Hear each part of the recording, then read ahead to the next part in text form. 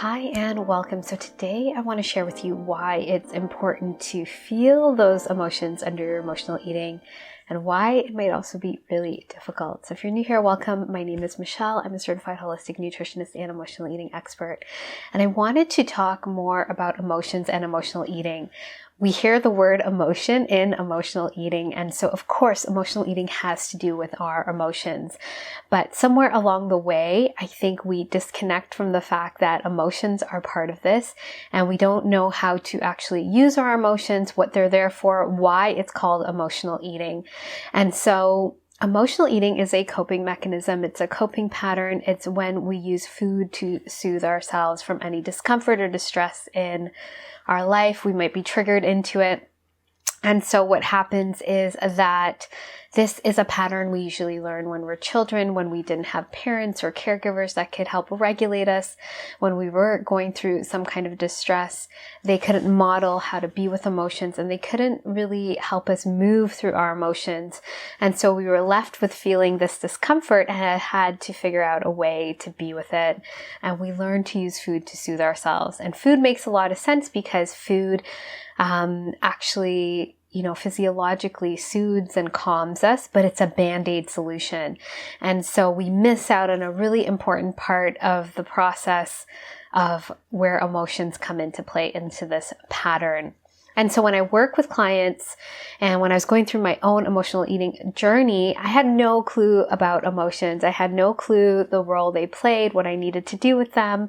And if someone were to just tell me to feel my feelings or feel my emotions, I guess, I would just think it's really easy. But as I've gone through this journey and learned more about my own emotional eating and just how we view emotions in our society, that can actually be a really difficult thing.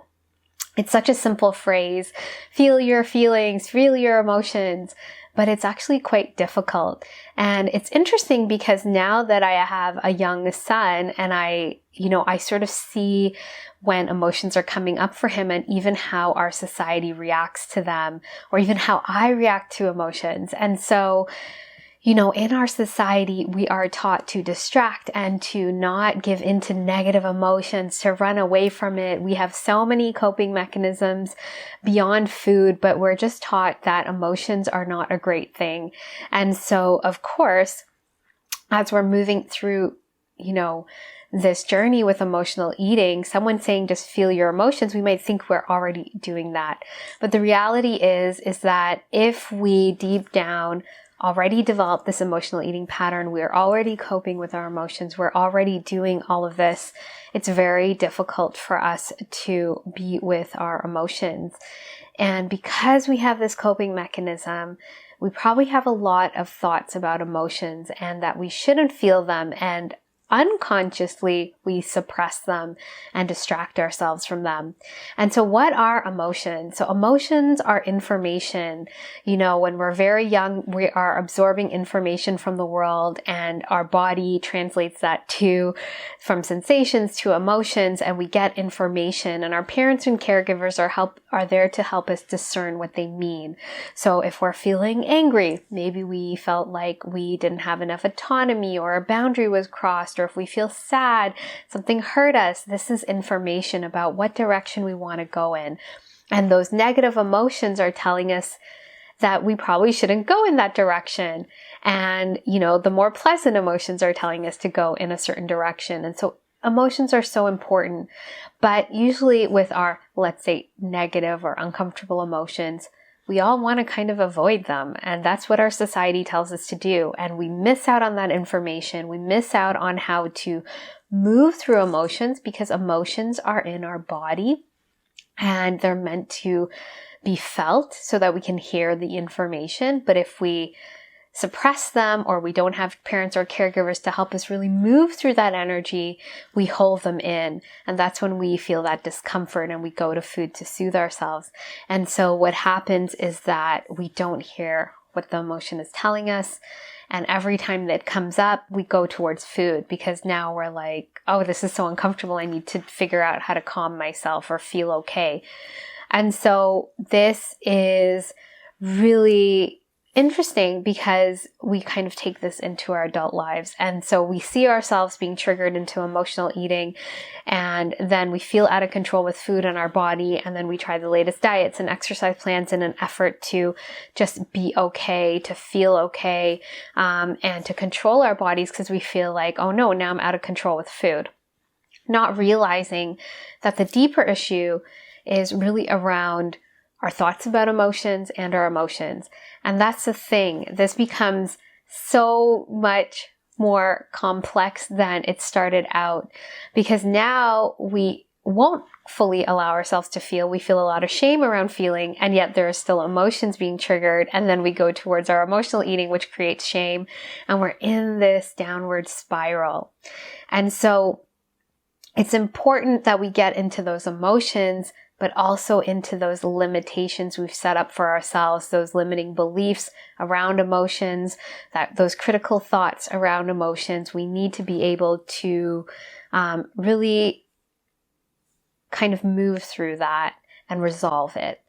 And so what I find, the pattern I find with clients is that these limiting sort of beliefs are sort of coming from three main areas. And so that is around food, our body, and our emotions. And so we picked this up because if we didn't know how to be with our emotions, we feel like we have to sort of, control them, and we don't know how to actually be with them and have a healthy relationship. And then we go into the diets and the exercise and the constricting and restricting and punishing our bodies, and we develop even more limitations and more shame. And so that locks in even more emotion. And so we need to learn how to be with food in a healthy way and our body in a healthy way. And so layer by layer, as we move through it, we get to open ourselves up to really resolving those deeper rooted issues. And that's really where we get into the root of emotional eating. It is really around these emotions and these limitations we've set up to protect ourselves. And when we open that up and we resolve it, then we can have this healthy relationship to food where we don't feel out of control. We don't have those deeper parts of us, those sort of being triggered into this pattern. When we get into those deeper levels, we can resolve these emotions and these limitations and create a new way forward that's actually going to meet our true needs. So if I took, for example, emotions, if we were shamed for our emotions and we develop emotional eating, that means that every time we're triggered into our emotional eating, we don't feel our emotions. We don't know how, and we might actually feel a lot of shame, which makes us emotionally even more. So we're in the spiral. We need to really get in touch with that pattern.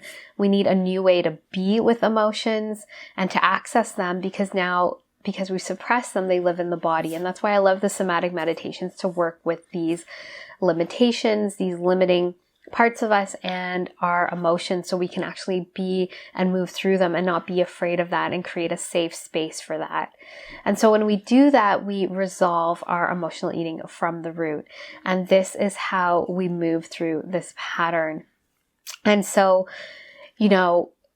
it's amazing when we do this deeper work, which diets and exercise plans, they don't talk about. They want to give us a new way of being without removing the old way that's been keeping us safe and sort of locked into place. So we have no room to implement things. And a lot of the times the diet mentalities, the exercise plans are really restrictive, and they're not in alignment with our body. And so that creates even more issues around emotional eating. So I hope this video has helped you sort of see that emotional eating is this coping mechanism, and we really need to get into those emotions, but we might have a barrier to that. And that's why we need deeper tools to get into this pattern and sort of unlock it. It's not as simple as just feel your emotions. Once we get through these layers and we have a healthier relationship with our emotions, then we know how to sort of be with them. But we have to create a new way forward that was missing from when we were younger, because if our parents or caregivers didn't regulate us and model to us how to be with emotions, that's something that's important we need to learn. And so inside of the Emotional Eating Evolution program, this is part of the work we do so that you can move through these emotions and dissolve this pattern. And in the process, you start feeling confident in your body and around food, and it doesn't have to be this willpowering and efforting way. Of course, it requires some work, but it's more easeful. So if what I'm saying with you is resonating, let me know below. If you have any questions, also let me know. And I'd love to invite you to check out more about the Emotional Eating Evolution program. Inside of the program, you have my step-by-step methodology with lots of support and guidance and coaching to help you move through your emotional eating and dissolve it from the root so you can finally feel confident in your body and around food. So I'll put the link for that below. And you can also book in an emotional eating assessment call if you are ready and committed to move through your emotional eating and resolve it. So thank you so much for watching. I look forward to sharing more with you, and I hope you have a great day.